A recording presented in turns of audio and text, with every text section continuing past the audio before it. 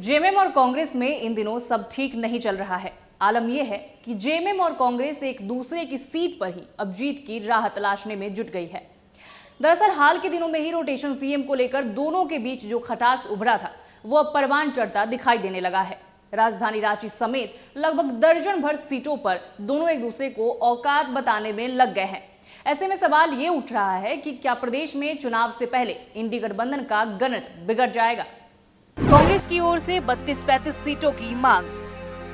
कांग्रेस ने rotational CM का मुद्दा उछाला। कांग्रेस को 20 सीटों का शुरुआती ऑफर। सीपीआई-एमएल को 6-7 सीटें देने की तैयारी। झारखंड में जेएमएम के साथ कांग्रेस का गठबंधन है।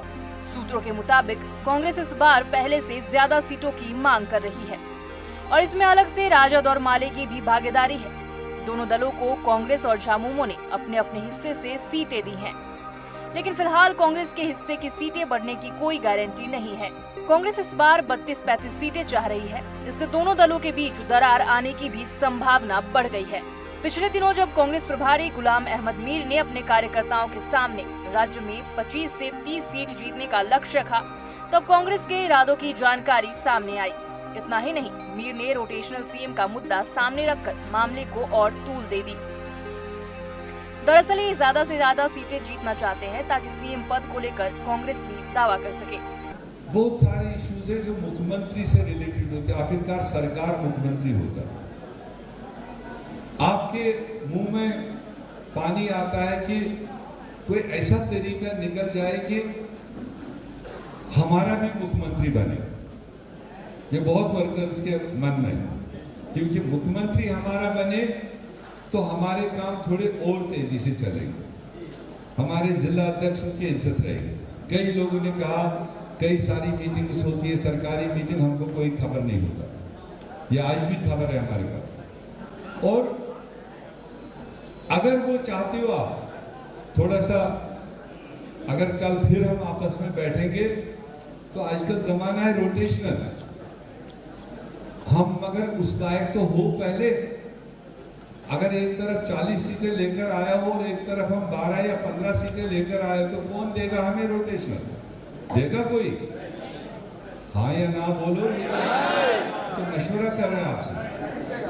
अगर हम 35-40 सीटें लड़ने जा रहे हैं कोलिशन में और 35-40 में आप 25 से 30 सीटें जिता के लाओगे तो मैं गारंटी दे दूंगा अगला चीफ मिनिस्टर रोटेशन होगा।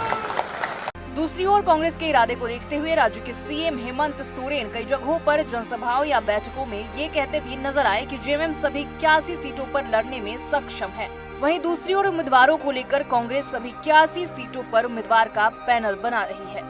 दूसरी ओर इस पर केंद्रीय महासचिव सुप्रियो भट्टाचार्य का भी बयान सामने आया है। सुनिए उन्होंने क्या कुछ कहा।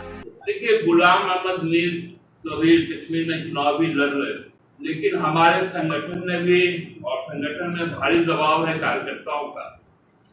जो काम हम लोगों ने किए हैं पिछले 5 वर्ष की सभी 81 सीट पे झारखंड मुक्ति मोर्चा चुनाव और उसकी पूरी तैयारी हमारी है। यदि किसी को ये गलतफहमी होगा तो 2009 भी उनको याद रखना, 2019 के पहले 2014 भी याद रखना। इसलिए मैं और ज्यादा टिप्पणी नहीं करूंगा।